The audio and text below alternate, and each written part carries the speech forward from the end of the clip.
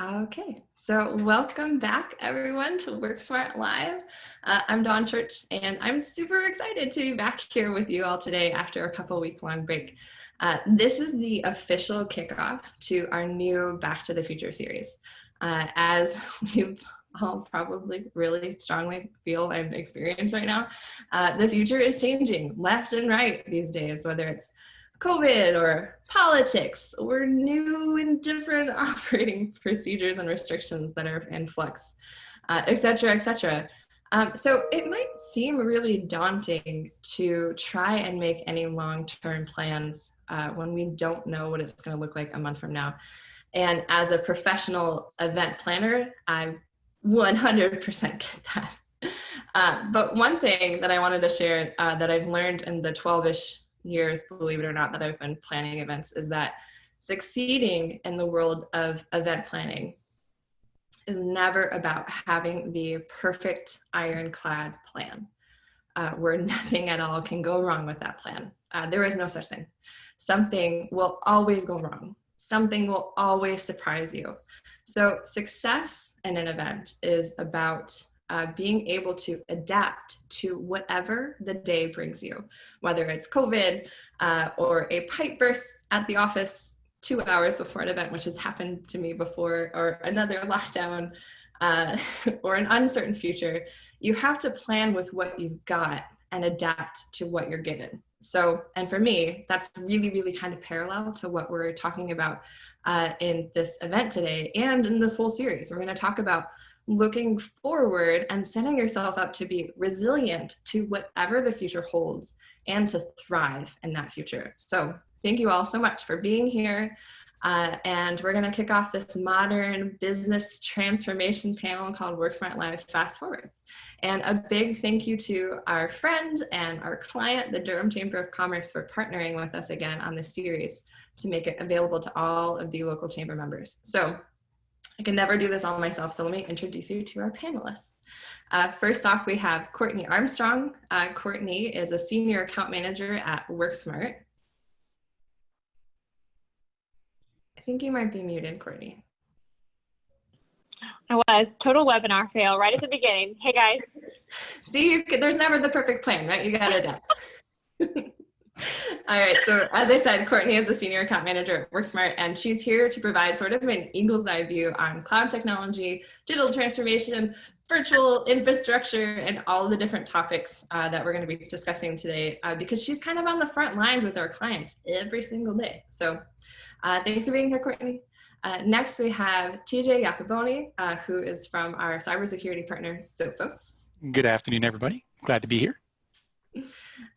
TJ is a very familiar face on WorkSmart Live at this point, and he's also been with Sophos for nearly 2 decades, which he did write in his bio. He told me that he could.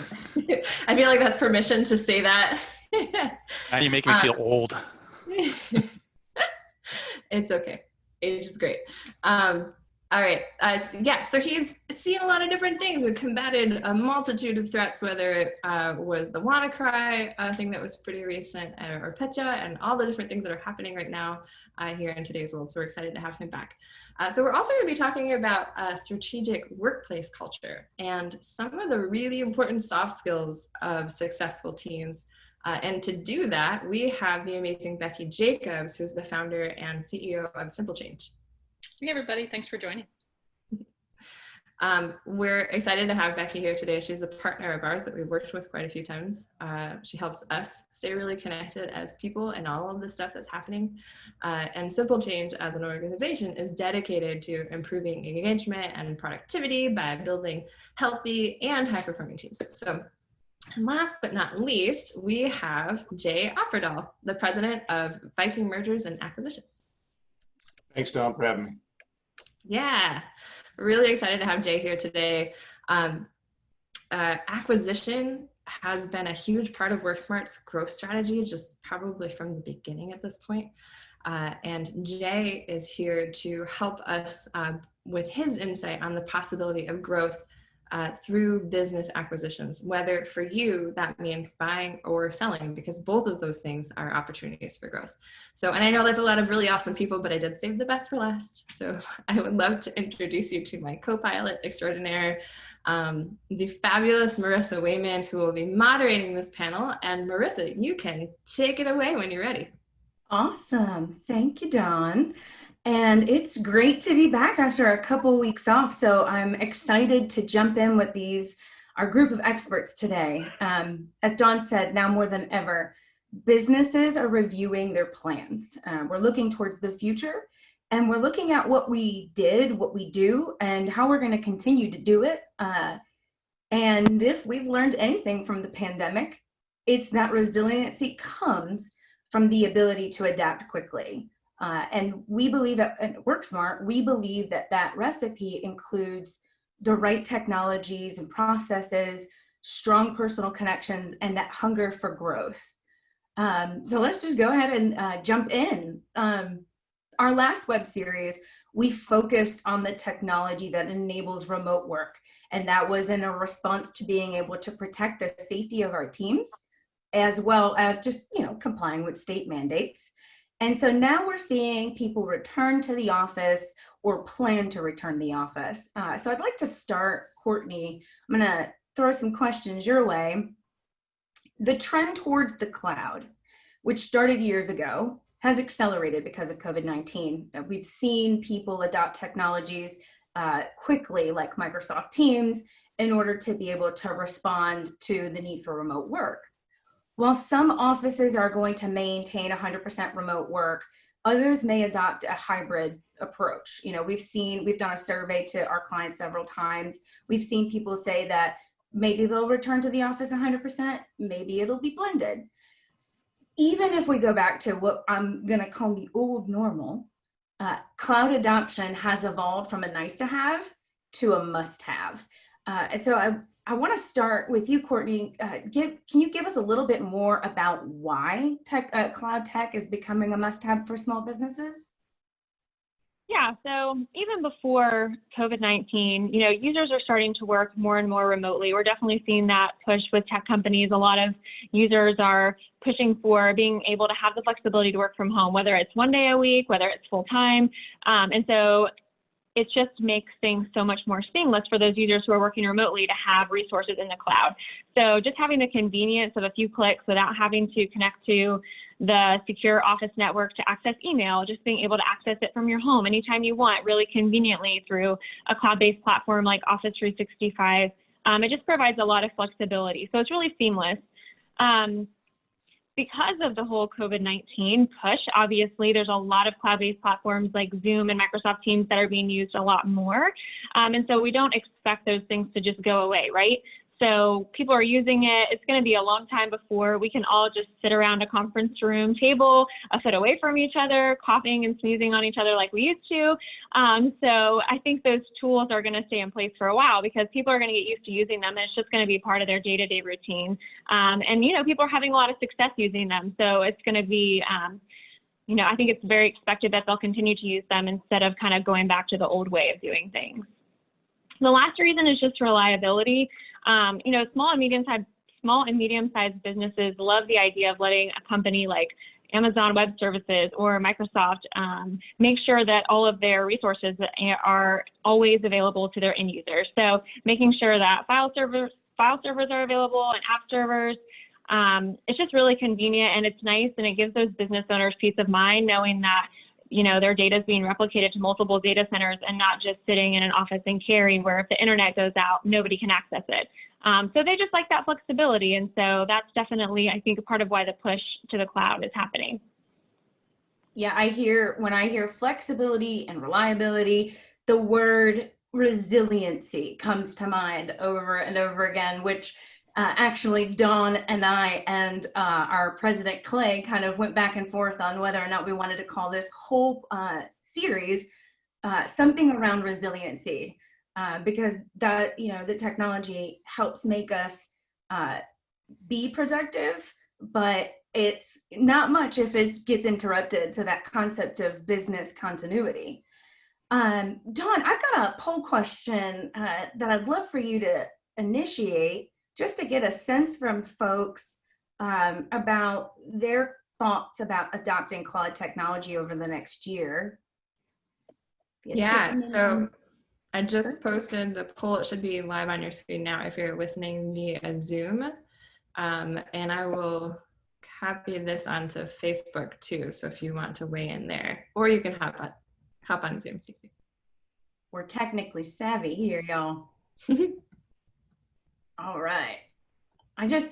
Throughout this conversation, just to let you all know, we've got some poll questions just to kind of get a temperature from the audience on where it makes the most sense to build on conversations. So Courtney, I'm gonna go ahead and ask you another question while we capture those results. You mentioned a couple of different technologies, and it's obvious that the market is saturated with options. So for small businesses, it might be hard to know where to start, or it might be really easy to start, and then there's a lot of options. So, Microsoft made moving email offsite an easy shift for small businesses. What other cloud technologies like that do you think we should be considering in our strategy? Yeah, so email obviously is a big one. A lot of people are using the cloud for file-based storage. We've seen that for years, but definitely more of a push recently, using tools like OneDrive and SharePoint, Google Drive. Those types of solutions are really great. There's also a really, like Amazon Web Services and Microsoft Azure are making hosting offsite backups really affordable. And so being able to replicate backups from an on-prem solution replicated to a cloud-based solution like those two platforms, that's something that a lot of people should really consider. It's a great way to have a disaster recovery plan with having that data somewhere else other than your office. There's a lot of other tools. There's desktops as a service, virtual desktops, which are replacing VPNs. And there's also tools like Azure Active Directory services and Intune that provide some cloud user management. You can get web application single sign-on and device and application management. These types of services were handled traditionally by a domain controller or a local server with Active Directory. And so a lot of those services can be utilized in the cloud as well. Yeah, I think that last piece about Azure Active Directory and Intune is something that we've done in business and technology for a long time. We've had a central way to manage users and devices, and it has been specific to the network.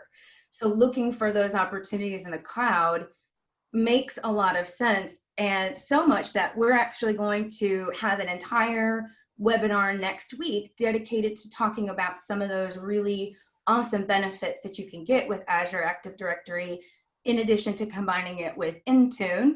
And just as a little note, I saw that this earlier today, and I wanted to share it with everybody.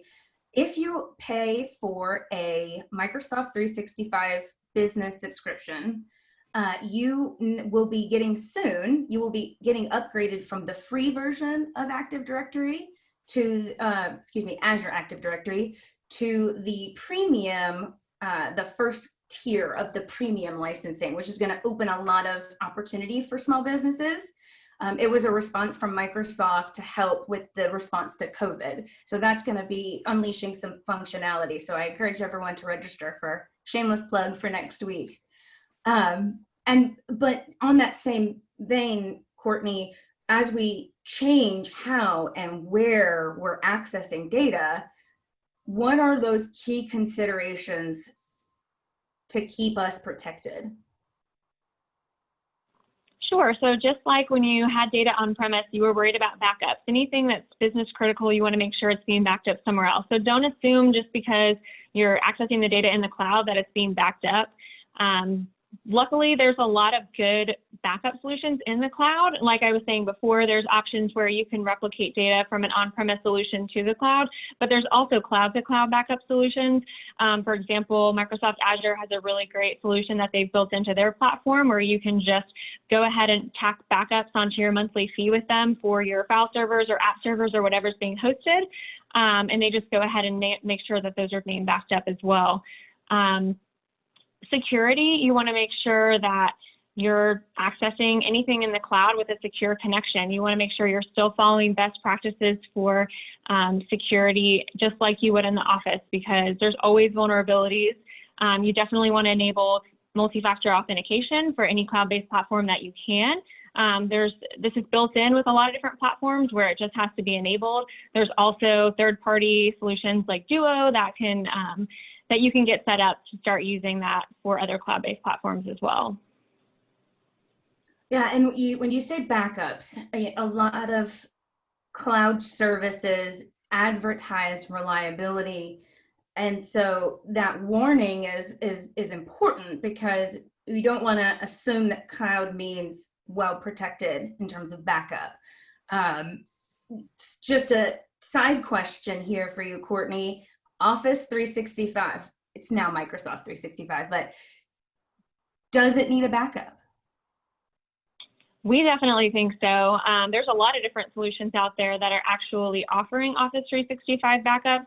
You know, you want that critical data to be protected, whether it's in someone's mailbox and they're sending stuff back and forth, whether it's in OneDrive, whether it's in Teams. You want to make sure that all that stuff is being backed up. Microsoft traditionally holds data for about 30 days. After that, everything is gone. You also have, you know, the risk of a malicious employee going in and deleting things that are business critical, and you need to get those data, those documents or emails, whatever they are, retrieved. And there's a lot of really great solutions. The one that we use the most is AvePoint, but there are other solutions out there as well that provide backup for Office 365 applications. That's a great warning. Backups are important in the cloud. I might say it again. But before I say it again, Dawn, I've got another poll, if you would please. Yes, and I can give you the results for the last poll if you would like. Yes. Yeah, okay. All right, so the question was, are you thinking about having more cloud technology in the next year? And 2/3 of the people who responded said yes. 1/3 said maybe, so 0 people said no. So cloud is a thing that's happening. Yes, and that's an exciting shift to see, because even the maybes, a lot of that is around just not knowing what is out there. The inundation of cloud services makes it hard to kind of make that shift and feel confident, because there's different levels of cloud services, there's different pricing schemes. And so our focus over this next series on cloud technology is going to be around what is relevant and accessible to small businesses. So I'm excited to see that the clients are, that our attendees, our folks are in that mindset. So that's always good to see.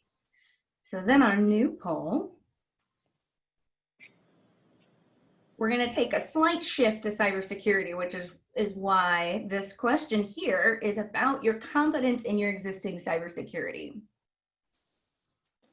Give you a second to fill that out. And while we do that, I'm going to go ahead and shift a second to TJ. We're talking about security, so it's natural to include you in this conversation, TJ. Courtney touched on a couple of things. But when it comes to cloud services, what do we need to be thinking about specifically for security?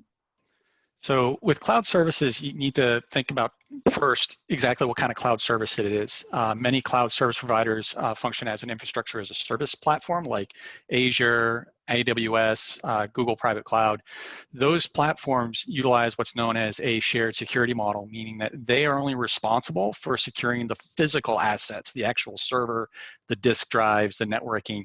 Everything else that you run in there is going to be responsible for you. Then there's the software as a service platform, where generally the security is being provided by the vendor themselves. So Office 365 or Dropbox, they're providing a certain layer of security. However, you're still going to be responsible for maintaining the security of your data. And as Courtney mentioned, you know, even if you're using something like OneDrive to do your backups for Microsoft 365 or any of your on-premise data going there, it's always good to have a secondary backup for your backups with, say, Dropbox or a Google Drive or something along those lines, so that you have redundancy. And it really, the thing to keep in mind is kind of keep thinking about how you manage security inside your physical environment. It's always been an IT mantra that 1 is none, 2 is 1. So having 1 backup is not enough, having 2 is proper. The other is maintaining your access to it securely, because if somebody can get into the environment, it doesn't matter what type of security you get in play, because now they're impersonating you.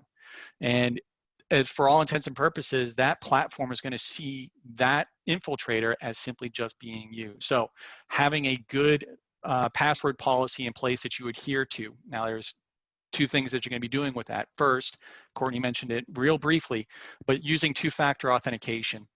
When you log in, it is a bit of a nuisance to have to put in an extra PIN or pull up the app on your phone and look at the scrolling number and type that in. But that reduces the real likelihood that somebody could simply just compromise a password and now be able to get into all of your other systems, which then brings us into the second part of your solid password policy that you need to adhere to, is using a different password for every single resource that you can.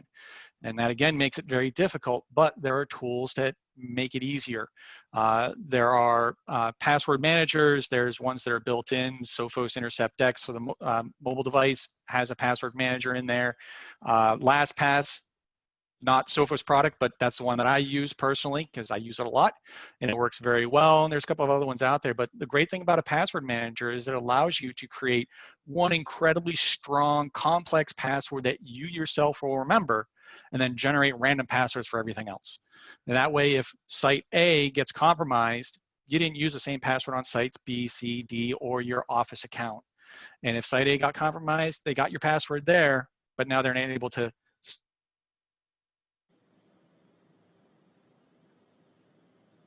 more functional. So you want to make sure you use both two-factor authentication and a password manager. I like that. I concur. I like that advice. Multi-factor authentication is easy because it is being so widely adopted across cloud services. Microsoft 365 is no exception. It's built into the licensing so that it can be easily turned on. So, you know, there's later on in our conversations, we'll talk more in the series, we'll talk about some of the things that we can do to make sure that multi-factor authentication is in place, because if it accidentally gets turned off, it could mean the difference between unauthorized access into your environment. Dawn, before I go too far, you want to share those results? Sure thing. Yeah. So I was happy to see that nobody said that they do not have confidence in their cybersecurity plan. So that's great. And then it was 50-50 split between yes, super confident, and yes, some. So that's good. I like to hear that because we always want to build on a strong foundation. So that sounds like we've got good foundations in place. Courtney, I'm going to switch back over to you. I'm going to actually, for these next few questions, I'm going to kind of ping pong between Courtney and TJ. So let's see how smooth I can make this. So Courtney, a lot has happened in the 3 months, in the last 3 months. Tool adoption may not have gone through the same rollout. Maybe there was something needed very quickly, and instead of taking time to plan it, maybe it was more rollout and react. What's your advice for folks who may have gone through that? Yeah, so start reviewing what you have, start reviewing the tools that you're using that people have installed. Make sure there's no overlap, make sure that different people aren't using different tools for the same type of solution where you can kind of systemize it.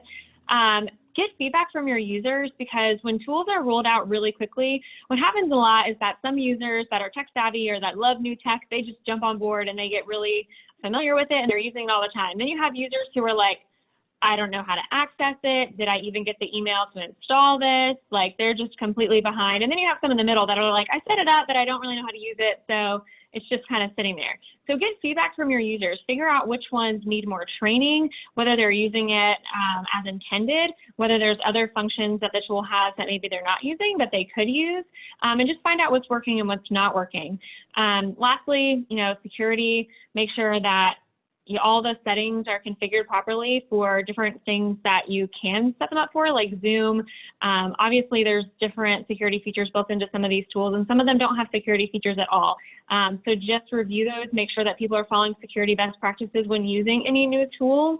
It might be a good reminder for them because some of these tools are new to them and they may not even be thinking about it.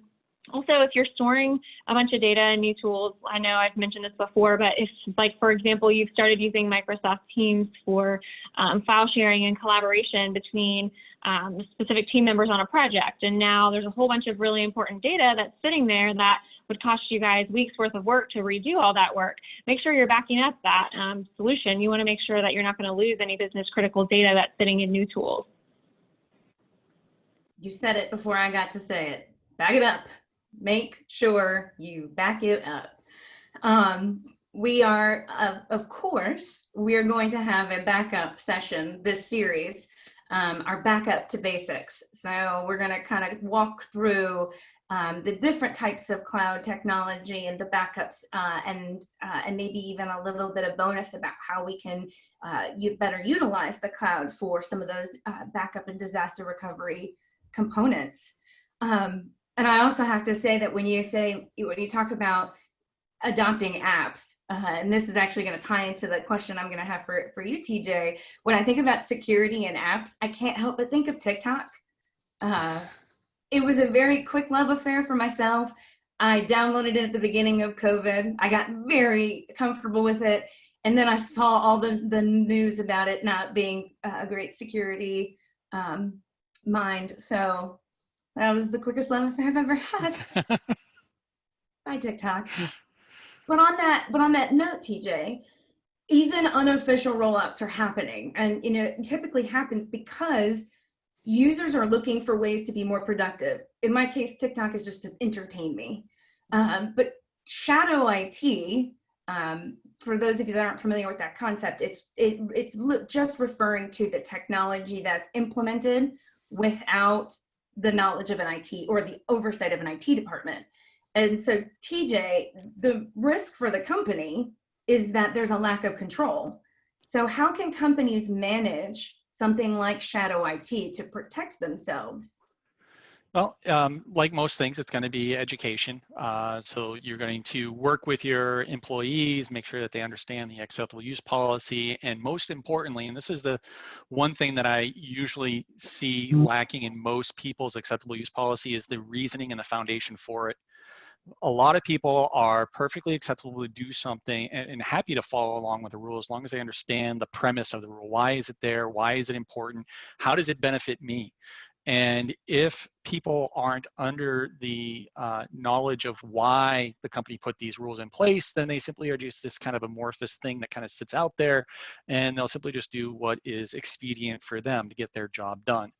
And then that leads them into installing other applications that simply just allow things to be a little bit easier, or do things that would typically violate policy type of enforcements. You're sitting in the office and you were never issued a laptop, you got a desktop. And now obviously these days it's a little bit of a different story because you're sitting at home. But you decide, well, you know what, I don't want to take my laptop with me, or I don't have one, but I need to get this report done. I don't have a thumb drive on me. You know what? I'll just put it in my OneDrive, or I'll put it up in Dropbox, and then I'll get access to it at home. And now that exposes the company for a potential data loss type of situation where you've kind of lost control of who has access to the data, how secure it is, who's being able to manipulate it. And then you run into the problem of also things like internal infrastructure stuff. I know of a couple of businesses that have had this happen to them, where a couple of guys in the back room of the building weren't getting a good enough signal. So what did they do? They went out and bought a Linksys access point, set it up there, and now they're connected with a access network that isn't controlled by IT. So all of the security that would have been in place wasn't there. It created a backdoor effectively for attackers to be able to get into the environment. And that's really what the whole problem with shadow IT is it's people simply just doing what is going to get them to the end of their job faster. So first, like I said, it's going to be education to get people understand that. The second will obviously be a technology thing. WorkSmart implements Sophos for their customers, and one of the things that Sophos offers in our products and that WorkSmart manages for your customers is the enforcement of that acceptable use policy from a technical perspective. They work with the company and say, okay, well, what applications are acceptable? What are things that we want to allow? What are the things that we want to block? And then configure a policy that puts the technical teeth behind the acceptable use policy, because even people who have been well educated understand the rules. Every once in a while says, you know what, nobody's looking, I can just get this done now. right? And then they kind of go around the edge, or they just don't realize what fits under that particular umbrella because, you know, TikTok, right? It's a bit of a time waster. It's nobody really understood how much of a problem it could be until it became a problem. And then when IT gets ready to address that, they can put the technology behind it to enforce it because the end user may not be aware that is an issue as of yet. I love when you said training and policy and tool, because it plays in my head every time that I write a blog or I look at content for when I talk to a small business audience. You can throw all the tools, all of the technology at things, but then budget becomes an issue. So that there's a real balance with process and policy and expectations in the people as well as that technology. And so I love that you highlighted that as being the strategy behind controlling the IT assets. So, and I'm gonna stick with you here, TJ, before I pass back to Courtney. Phishing attacks. You know, these are the same risks that we've discussed over the last several months. And it will continue to be a priority, or it must continue to be a priority. Cybersecurity must continue to be a priority. So phishing attacks are typically the main or the initial entry point for threats, because it's a quick bypass for a lot of security measures. You talked about a compromised password. When it comes to a cloud service, you're bypassing all of the security that's in place.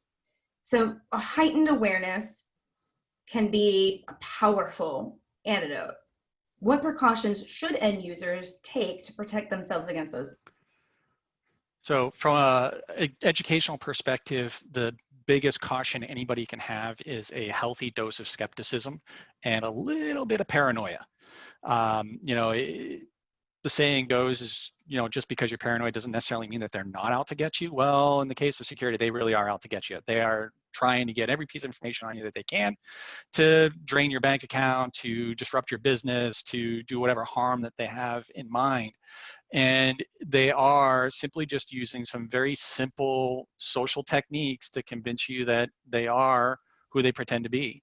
You know, there's an awful lot of material out there that you can watch on several different, you know, 2020 episodes or Dateline, or simply just go through a bunch of different YouTube channels on security where they show people being caught by a simple phone call. And then the techniques that they'll use. I recall seeing one where a woman attempted to get the host of the show's credit card number, social security number, and be able to change the contact information on their credit card account by simply making a phone call and having an audio program tied to her phone system so that it sounded like there was a baby crying in the background. She pretended to be the man's wife at home, had to get stuff taken care of, cue the baby crying. Can you really help me out? The baby's going and this is really stressful. And then the person on the other side of the phone, their emotions come into play and they start simply saying, okay, well, I can help this person. It sounds believable. I mean, really, would a bad guy have a baby in the background kind of stuff? But it's that level of skepticism, right? They reached out to you. They're looking for your information. When you see something come into your inbox that says, hey, we want to check to verify that your password is still working, that's something that you would check, not something that the vendor would check, right? A little of skepticism there. And then there's the technical side of it, which again, you know, WorkSmart and Sophos can help you with that, which is to actually put a formal training in place to allow you to train your users, train yourselves, and then to validate that by doing some testing, right? We've already talked about what it's like to be a little bit paranoid. Are you? So let's throw something at you to see if you catch it. Do you see the little telltale signs that would indicate this isn't really on the up and up? Yeah, and the training is important, because if you don't know what to look for, you don't know. And it's clear, Courtney, that users can be one of the most significant risks. Bad guys know it. Creating knowledgeable end users requires a security awareness training program, just like TJ said. So what are the keys to an effective security awareness training program? Is this something that we can initiate kind of once a year or a couple times a year and take care of? So the biggest components are going to be frequency and ongoing testing. So you definitely want to have it as frequent as possible. You want your users to be aware of any new threats and tactics that malicious people are using to try to access data. You want them to be always up to date on whatever new things that they should be looking out for. So having it be frequent is definitely important. You want it to be an ongoing, regular thing. Having it frequent also just keeps it at the top of your user's mind. So if they just did a security awareness training on security over Wi-Fi, and then they're sitting at Starbucks the next week, they might think twice about connecting because they just did that training. Keeping it right at the forefront of their mind is going to make them just much more cautious in general. To reiterate what TJ said, testing, phish testing, ongoing testing to see how are your users actually doing. If they know they're being tested just by the company as a way to see how susceptible your users are, they're going to be a little bit more careful anyway because they know they're being tested. It's just human nature to just be a little bit more cautious. And then you want reporting for your testing. You want to know, okay, is the training that I'm doing working? Am I seeing results? Are users clicking on things that they shouldn't be clicking on? Do we have a specific vulnerability in this type of area? Are there any specific users that need additional training or coaching? You want to make sure you're looking at that reporting so that you have a good sense of how susceptible your users are or aren't. So it's really an active process. It's not a educate once or a few times. It's an ongoing, active, and I think TJ, you said it perfectly. It's an actual enrollment, and not like just adding them to a distribution list, but it's getting their buy-in to their role in the security. And our primary goal is to prevent attacks, so it makes sense. Let's educate the users. I said it earlier, we've been kind of laying this foundation for years. So I want to shift our mindset just a bit about detecting and responding to potential threats. We're talking about the role the users play, but we also need to stress the importance of what do we do if we suspect an attack? If I get that suspicious looking email, I don't want to click the link. But what should I delete the email? Should I reply to the email? Unreported incidents mean lost revenue. They can lead to hefty fines or just even harm to a company's reputation.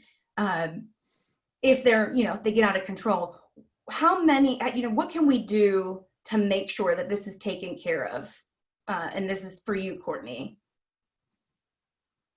So you want to have some type of incident response plan. You want your users to know what they're supposed to do. So if there is some type of potential attack or they're not 100% sure, but maybe something happened, they need to know right then, okay, who do I report this to? They need to understand who that person is in the organization, whether it's your IT manager or an IT department or an outsourced IT provider like WorkSmart. They need to know exactly what to do in those steps in order to make sure that you're able to respond as quickly as you possibly can to a real incident. You can test them. You can see whether they respond as quickly as they're supposed to and whether they follow the correct company procedures in the event of a potential attack as well. Absolutely. So it's like communication of expectations, and that the communication word is so important. And here in a few minutes, I'm going to shift kind of talking about technology and security and kind of going towards communication and growth from there. Before I do, TJ, cyber threats they're continuing to evolve, and the tools to strengthen a security posture are doing the same. They're evolving. So much like what we do with IT infrastructure now, monitoring is also becoming an important defense in terms of cybersecurity. Proactive detection of potential threats. So the technology available to SMBs right now is making that detection and response easy, which is not what it used to be like. I can remember 5 years ago looking at some SIM pricing, where it's the technology of pulling the logs and giving you an insight into the network without even someone looking at those results. I mean, the pricing was extremely not affordable for small businesses. So it's not the case anymore. So I'd love for you to give us kind of your pitch on endpoint detection response and managed detection response, because I do think it is such a huge piece of what we're going to be looking at for cybersecurity moving forward. Yeah, as you mentioned, it's years ago, not even that long ago, really. SIM was pretty expensive, but it promised something that it could never really deliver. And the reason that it got even more expensive is that it did gather logs from all kinds of stuff, and it did put a little automation to kind of tease out little elements to say, okay, this looks kind of interesting, but it still requires somebody with the technical skill and knowledge to be able to understand and interpret that data. And so you would have to not only set up a SIM, but you'd also have to bring in somebody who is a threat researcher, a threat analyst, a security analyst, in order to deal with that data and be able to put some actions behind the information that was put in front of you. And what we've tried to do with Sophos EDR and Sophos MDR is to automate that much more effectively so that the onus isn't entirely on the IT staff. Now, the great thing about WorkSmart is that they bring this expertise to the table and they can interpret that data for you. But even then, we want to make their life easier as well so that we put the information in front of you. Now, the one thing that I will kind of touch back on real quick is that the threats are advancing in the way that they function and the way that they hide, but they're still the same stuff, just simply repackaged and restylized, right? If you look at, a car, it's still a car. It's still got an engine, still got wheels, and it's still got a steering wheel. And you still go, but they've been stepped up as far as it's no longer a carburetor, it's fuel injection, it's no longer mechanical brakes, and it's anti-lock brakes, but it's still a car. Same thing with your threats. The way they interact with the system have gotten a little bit more sophisticated, but the way you identify them, the way you look for them still ultimately remains the same. So going back to your old school techniques of actually gathering data and looking at it, right? This looks like something that's unusual. Let me investigate it. There was a lot of hands-on with that. What EDR brings to the table is that you don't have to do all the hands-on. We take all that information that is out there and bring it right in front of you and actually put context around it so that you can understand how it played out inside the environment, right? Context is key. As an example, I'm sitting in my office and I can look out the window and it's a beautiful day out there. And if it weren't for the fact that I knew that it was summer, it might be a 60, 70 degree day out there. But in reality, if I walk out there, I'm going to turn into a puddle of goo because it's hot and humid and sticky and gross, right? But I know the context because I know what day of the year it is, right? And what the season is going to bring for me. So that's the context. In the case of the security stuff, the context is going to be how did it play inside the environment? How did it interact with the other applications? Now, EDR still does require some level of technical expertise to read some of that data, right? To fill in some of the gaps and make some inferences. MTR is the managed threat response, which is where instead of you having to hire somebody or even have to worry about somebody being there 24/7 in real time, MTR brings that to the table. So Sophos as a company is really fundamentally a threat research organization where our products are simply just the delivery, the results of that research. And so we have on staff threat researchers, security analysts, forensics analysts. All of them are in play, and the MTR team is there to actually analyze that data, come up with a plan to be able to remediate, understand exactly what it was trying to do to the environment, how to respond to it, and then simplify that process by automating the response and us doing the work for you. It really is that something that enterprises have been doing for a while, but now we've kind of taken what they've learned, what they do, and we're making it accessible to small businesses who are just as, or maybe more, likely to be targeted for an attack. Yep. So we've talked about the shift to the cloud and the keys to keeping our business safe. Another major point of focus is communication. It is now and it will continue to be. Working together requires us to stay tuned in and to keep others in the loop, regardless of where we're working from. So Courtney, just based on your experience of building strategy for IT strategy for small businesses, what can we do to make communication more effective? Yeah, so I think this goes back to something we touched on earlier, which is kind of taking an inventory first of any new tools that have come out, especially cloud-based ones that maybe you're using since COVID, but maybe weren't using previously. So consider all the different methods of communication that you have. You want your users to be able to find information. Them being able to find the information they need, store it effectively, collaborate effectively is going to make them more productive. And it's going to make sure that that information doesn't just go missing. So you want to create some type of an intranet or a knowledge base that serves as a company system for information. You want to provide standards on what is stored where. So if you are using different things for communication, what should be stored in which platform? What should be stored on your knowledge base, and what should be stored in Teams or in OneDrive or SharePoint? There's a lot of different options that you can look at for file storage. And you just want to make sure that everyone understands where everything should live. So that just creating some standards around that is really important. You can do things like segment the information by department. So if all of your accounting folks need this specific documentation, but nobody else does, put that into a department folder for them so that they can access that whenever they need to, but it's not cluttering up everything else. And they know, I'm in accounting, let me go to the accounting folder. It's a really easy way for them to find information that they need. And you have a lot of different options with segmenting information by department, even within Microsoft Teams. I know at WorkSmart, we've created team channels where just certain groups of people can chat with each other about a project that they're working on, or if all the help desk members, if there's something they need to be aware of, they can pop something into that channel and everyone knows to look there and gets notified if there's information in there that's important to them. And then just check in with the users and figure out what's working, what's not working from a communication standpoint.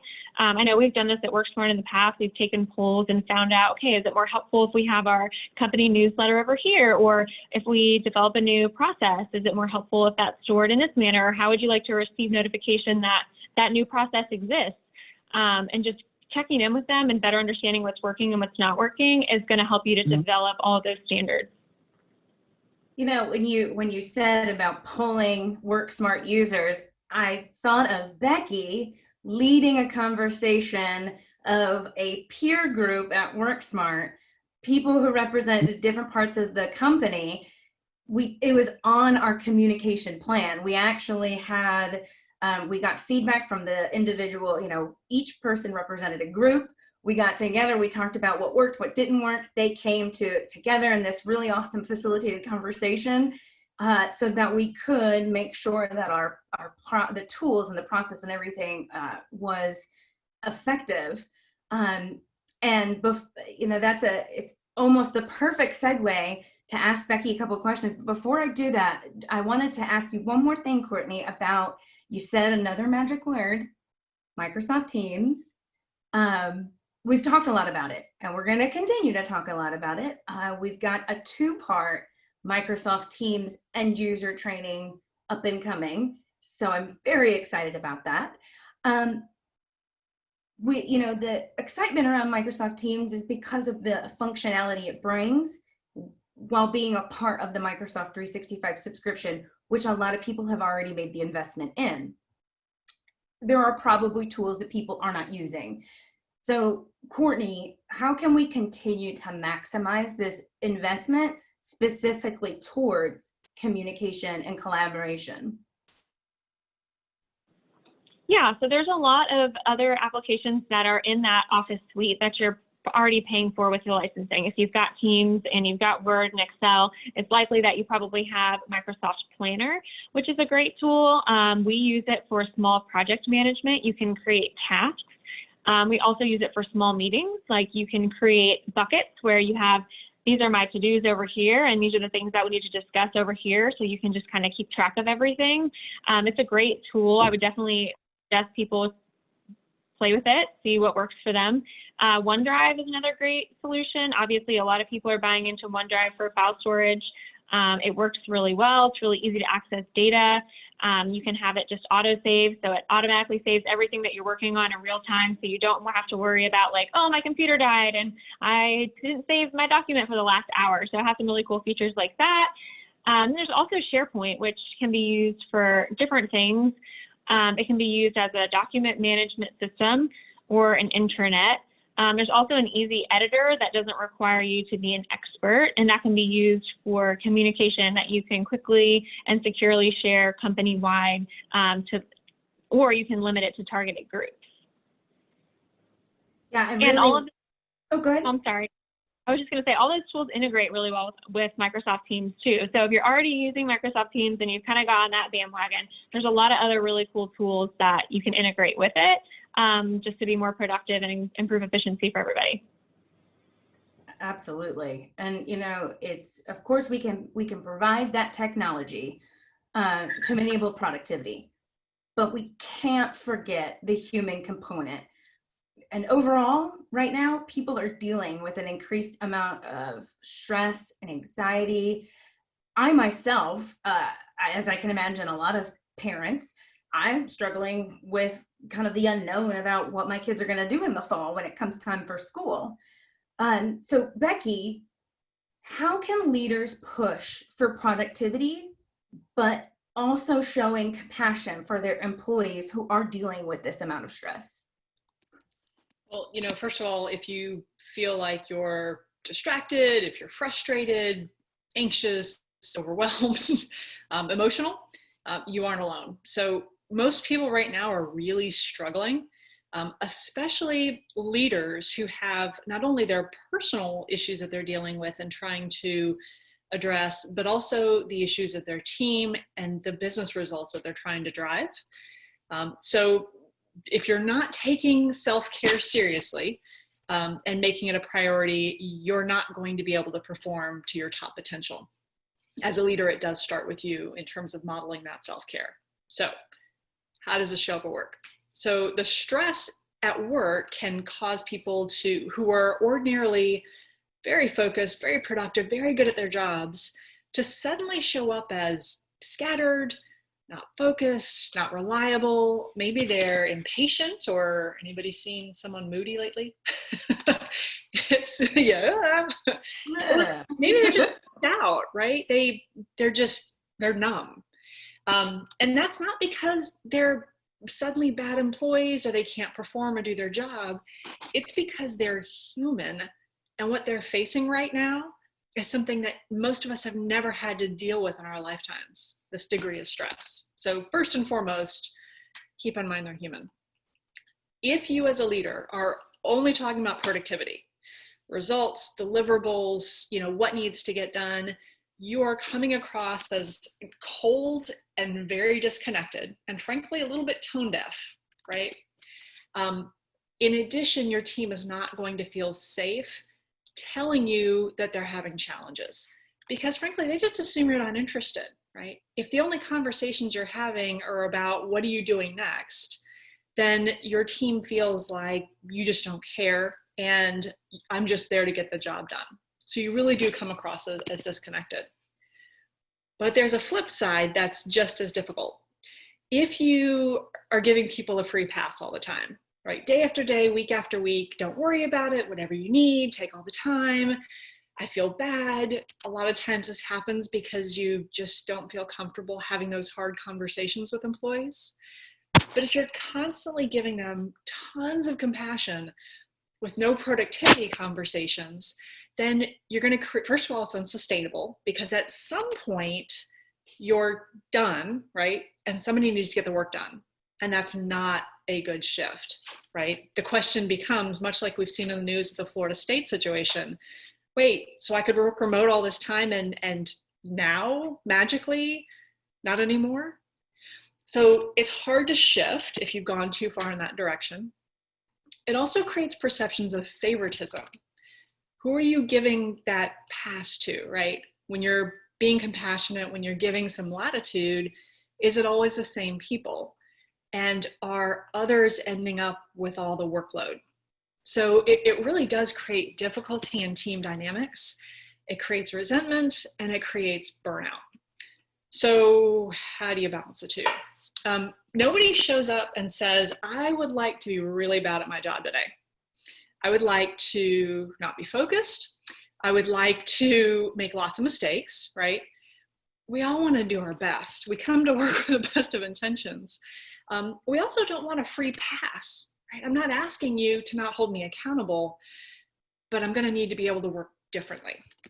So the first piece, and the most important, is clear expectations.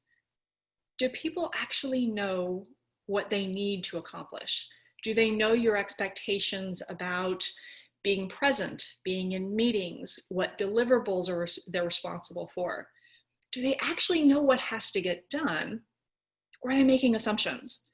I assume I have to be camera ready at 8 a.m. I assume you need me to respond in a matter of seconds, which creates the green dot syndrome, right? My green dot, if you're on instant messenger, it always has to be on, or people think that I'm incompetent and not working, that I don't care. So setting clear expectations, what do you need those employees to be able to do on a daily basis, on a weekly basis? The challenge most people face when they're working remote is they don't know when they're done. You don't have a commute. You don't always have set hours. You feel like you're working as hard as you can. People are still online. Am I done now? So those really clear expectations are the first key to balancing productivity and compassion. So being very clear about what's expected, what and when, but being open to some autonomy on the how and the where. Giving people that flexibility to say, now that I know what has to get done, let me figure out the best way to accomplish that. And, frankly, for some parents, that may be at 5 o'clock in the morning or when the kids go to bed at 10 o'clock at night, but they're still going to get the job done, right? They're still committed. They just need to be able to work differently. So if you're focusing on the outcome and the results and not just on the hours or the 9 to 5, you're really going to drive a lot of engagement and trust within your teams. And you said something in there about being camera ready, which brought this overwhelming sense on me. And I can imagine, just like everyone else, I've spent a lot of time on video calls. Mm-hmm. And I have noticed a drained feeling that I've seen some people refer to as Zoom fatigue. Yeah. Why is this happening, and how can we reduce the fatigue? Well, so I think it's also important to notice that the fatigue isn't just Zoom, right? We are experiencing fatigue at a dramatic level because of the stress and anxiety, right? So that's the first piece, is it's already there, but it is exacerbated by nonstop video. If you think about when you're sitting in a conference room, for example, talking to somebody, if you're looking at them, you kind of see them in a little bit of the background and maybe a person or two in your periphery. When you're dealing with video conference, depending on the layout that you choose, you're either looking at multiple faces with different backgrounds, all doing different things, or the picture may flip constantly. You're looking at a lot of different distractions in the background, and our minds are trained to pick up on things like body language and the subtleties of communication. And we're doing it now in that 2D mode. So what we're experiencing is that emotional fatigue of stress and anxiety combined with the hypersensitivity of looking at everything all the time, and our brain trying to digest all of that information and context so that we can interpret and use that communication in the dialogue. So we're also, in many cases, not taking breaks, right? It's that back to back to back. In an office, you get up, you leave the conference room, your eyes are focusing on something different, your legs are moving, maybe you use the bathroom, that kind of thing. When we're working remote, we tend to not move, right? It's call to call to call to call. Maybe you have a standing desk, maybe you don't. And you're looking at the same thing all day long. And it's physically exhausting. So we're not really giving ourselves that opportunity to move around. I think some people have forgotten that the phone still works. It doesn't have to be a video call. I can't tell you how many people are elated when I send them a meeting request and I'm like, what phone number should I call you at? They're like, really? Really? No video? That's awesome. Because we're just, like, the phone still works. So if it doesn't need to be video, cut people a break, right? Give them a chance to just maybe walk and talk, right? I can take my phone with me. I can't do that on video. Maybe I pace the house so that I'm not sitting all day. Just giving them that flexibility to not feel like they have to be camera ready on all day long really helps provide a lot of lift from that fatigue. And if you really want to see your team excited, try meeting-free Fridays. Oh yeah, right, happiness. You mean a whole day with no video meetings, no phone meetings, I can just do my job. Give people a break from that constant interaction so they can focus and just breathe, and they'll get a lot more done. I don't know if you saw this, but Marissa's whole face, her eyes went straight up into her forehead, like, please, you're on to something there. With no meetings? A whole day. My team, I used to do that with my team's a Red Hat, and it was Fridays were work from home, because we tended to be very office-based, work from home, meeting-free days. And, people would say, well, what if they're doing laundry, or what if they're, walking the dog? And I'm like, good. And they're also getting 10 times more work done in that one day than they did all week. Give them the flexibility. I like that. Giving permission to say, I'm not going to be on video today. Because that's the other thing, is that now my expectation of myself is that I'm camera ready. It's not, it's not necessarily coming from someone else. So almost having that permission to do that takes a level of pressure. Just hearing you say it is like, oh yeah, I don't have to talk to you on camera all the time. Yes. Except on Thursdays at 2 p.m. Except on be on camera. Dawn, before we move on to a couple more questions for Becky, can you initiate another poll? I sure can. I know which one you want too. This is for the wellness program. Awesome. So we could take a look at the poll on the screen. I will go ahead and ask more questions, Becky. Pick your brain. For us, we've had a lot of conversation from our HR team about benefits that we have to help us, or I should say resources to help us. We've seen the employee assistant program reminder come a lot. But we also know that in addition to a formal employee assistant program, but stress management, incorporating that into a wellness program is so important. What have you seen that has been effective recently in terms of stress management? So you mentioned DAPs. Let's start with that. Those are fantastic resources, right? Reminding people that they do have access to a counselor, to a therapist, to mental health professionals in times when they just reach this breaking point. Your team will reach a breaking point, right? It's getting more and more frustrating, more and more stressful. Anxiety is at an all-time high. They're going to reach that point. So making sure they understand, not just here's an 800 number, call if you have an issue, but take it seriously. And it's not just an HR responsibility to share this information. It's your senior leaders making sure everybody understands we're investing in these types of programs because we want to make sure you have what you need when you need it. Even going a little bit deeper and talking about how you access, right? What is the experience like? Maybe taking a few minutes on a staff call to talk about the process. It's a little intimidating to just pick up the phone and dial 1-800, I'm broken, and say I need help. So break down some of those barriers and the stigma and make it something that is encouraged by your leadership team so that your staff understands we care about you as people. This isn't just an 800 number. So that's the first piece, particularly with EAPs. There's also a really interesting and unique service that we partner with called Corporate Chaplains of America, where you can actually have a dedicated chaplain available to your staff if you're looking for an alternative that isn't quite therapy, but it is incredibly supportive, particularly for those with a faith background. But even if you don't, they can still provide support, encouragement, someone to listen when you need them. So that's the first piece, is understanding how to use those resources. Stress management is really, really critical right now.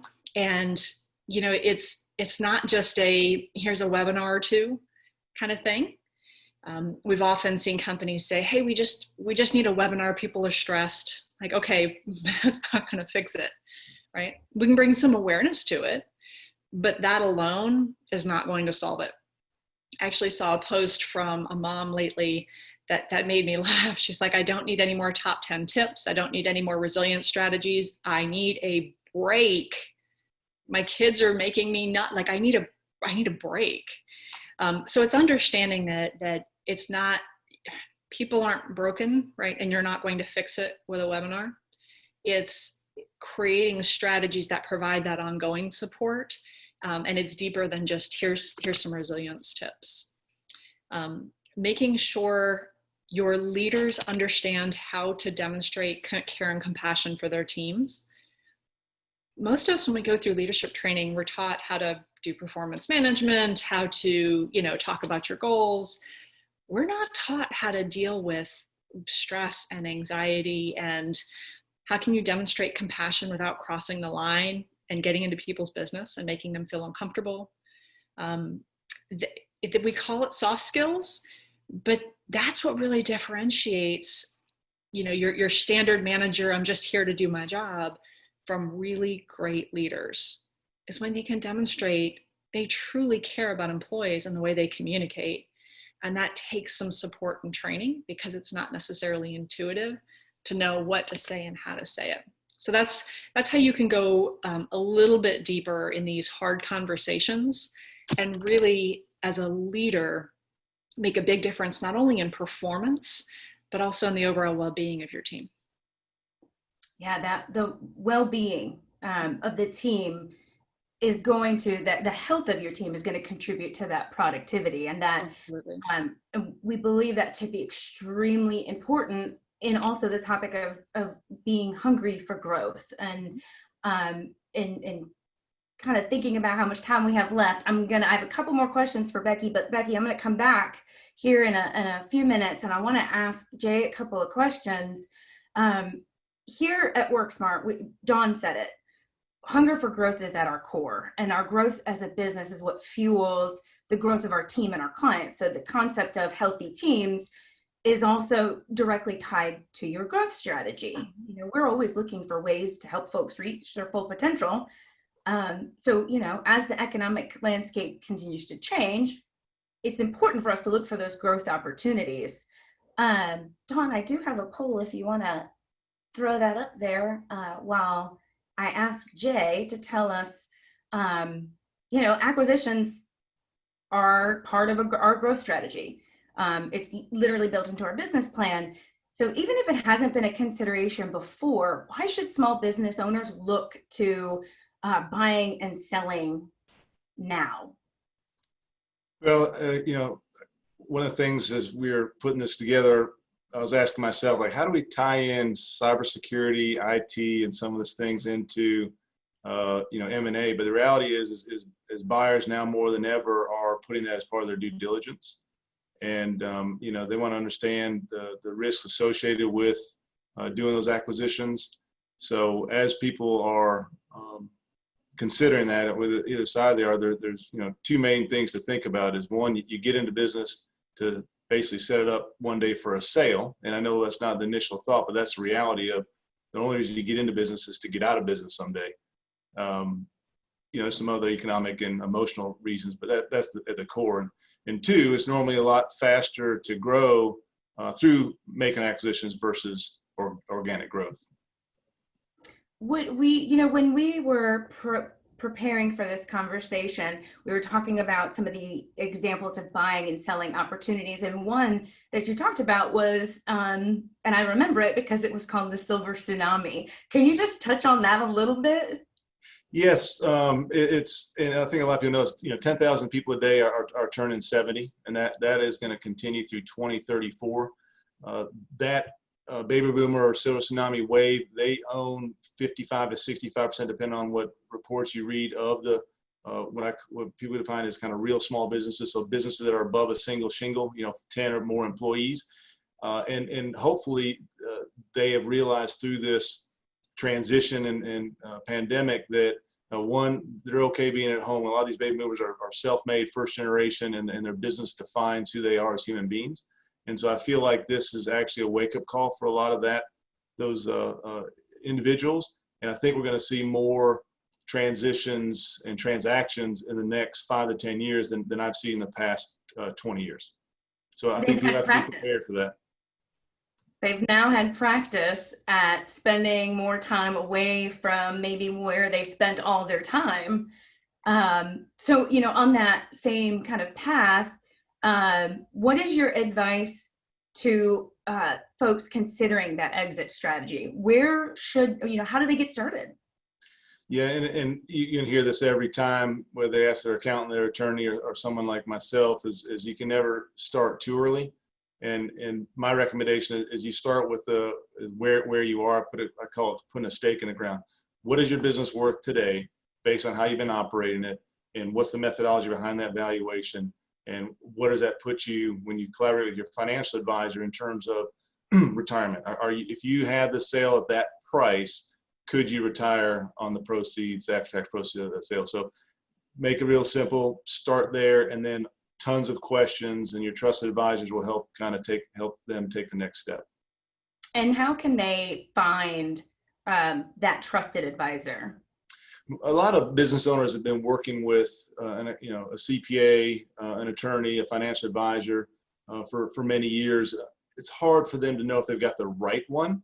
So they sometimes have to ask each of them who they would recommend if they weren't with the other. And I know it sounds kind of, silly, but the reality is if you only know what you know.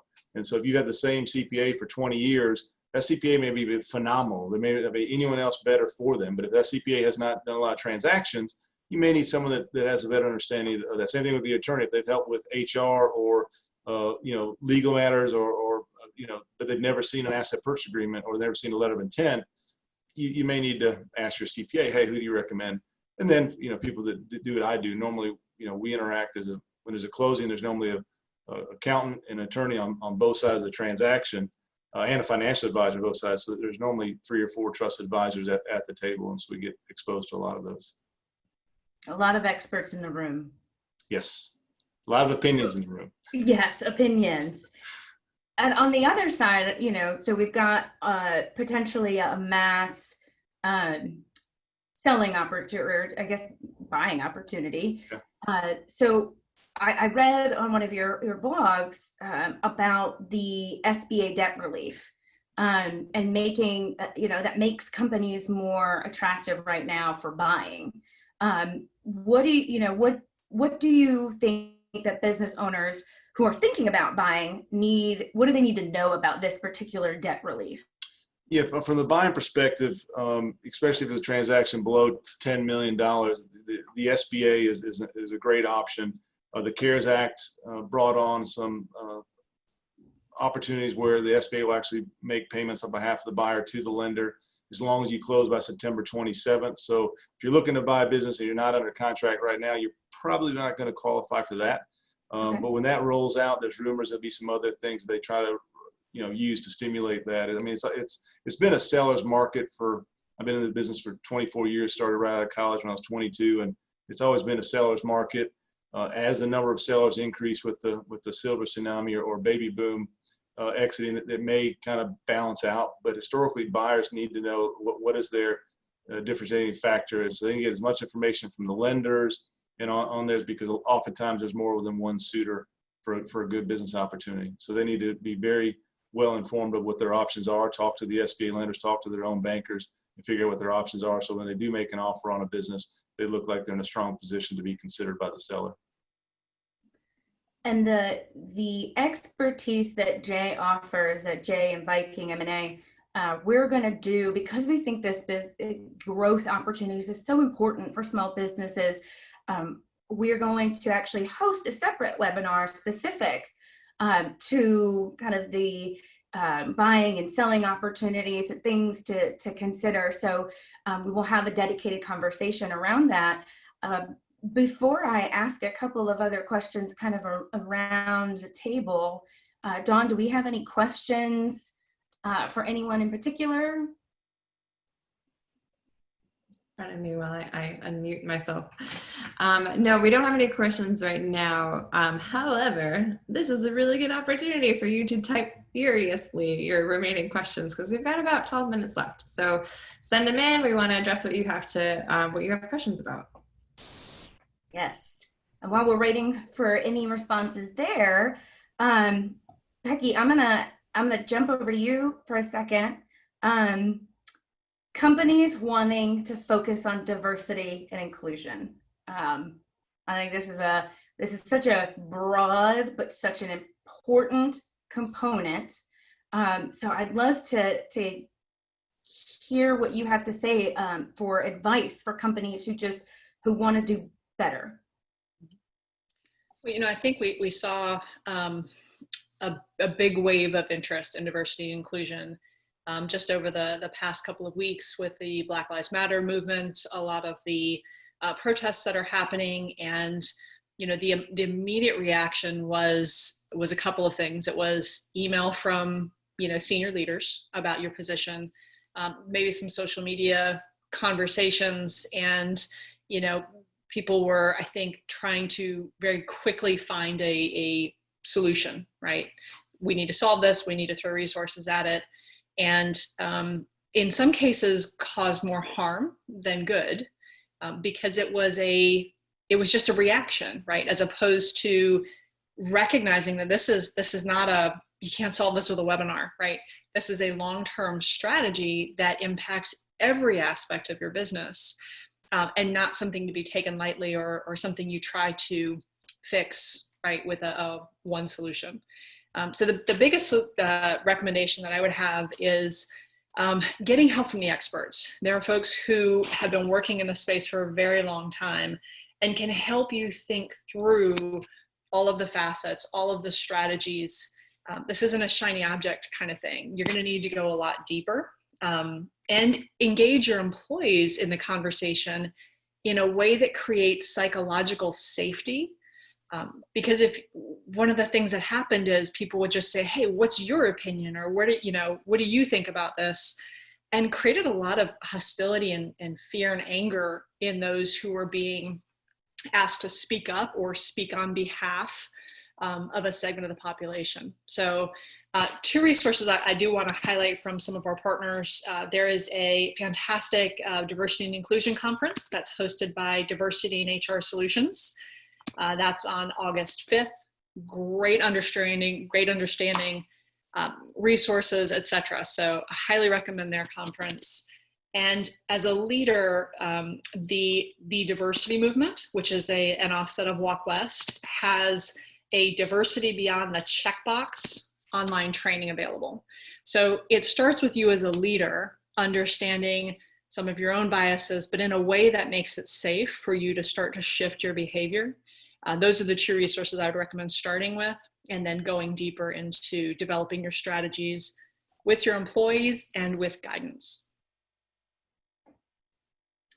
I see a question about wellness programs. If you don't have one, Becky, what's the best way to get that started?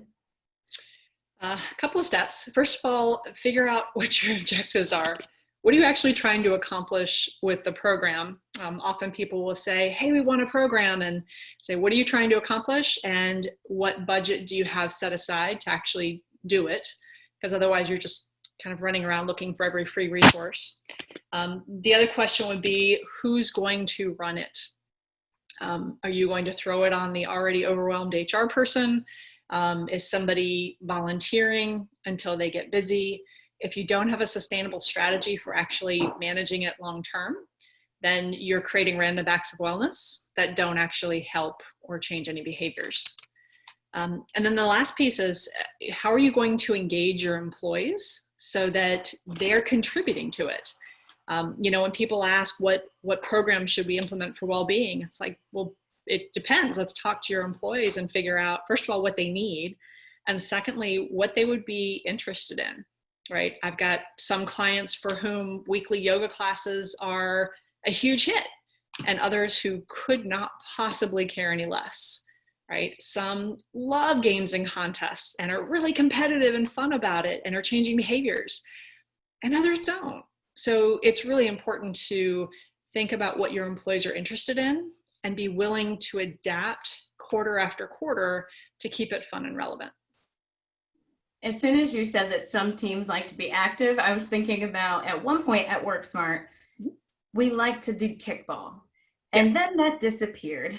Yep. Now we like to play games online.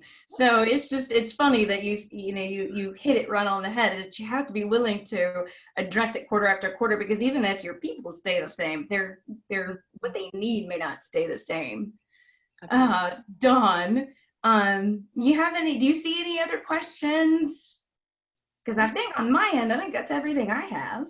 I think that is all that we have on our end too. I'm furiously nodding my head though, listening to Becky talk about some of this stuff, especially since, as the events person, I'm running some of these contests and challenges sometimes, and sometimes they work really well and sometimes they don't. So that adaptability, resilience,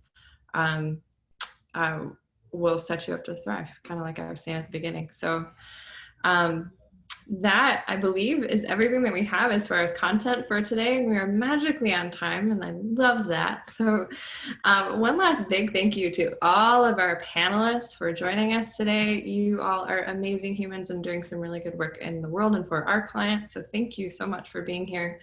Again, thank you to the Durham Chamber of Commerce for making this available and partnering with us to get this information out to the community because it's needed. And there's a lot more information coming. So I'm going to share my screen so that you can see all of the awesome things that are happening as part of this series. So give me a second to do that as I move some stuff around. All right, so as I mentioned a few times, this is a 13 episode series. We've got a lot of good stuff coming up. Some of the things are with the amazing people who are on the call today. So in the next couple of weeks, these are the next 3 events. The first one's on virtual infrastructure. It's called Virtual Reality. We love our clever naming here. We're going to be talking about the strategy behind virtual infrastructure because that's so important. And then the next week, we're going to be back with Jay and his partner, Dan, to be talking just all about business acquisitions. So what do you need to do to set yourself up, whether you're buying or selling, and what's the best way to go about that? So we're excited to have him and Dan back. And then week number 3, we've got a whole piece around communicating in the cloud. So we'll be talking a lot about Microsoft Teams. And then we're also going to be talking about some of the file storage type things like OneDrive and SharePoint that Courtney was alluding to.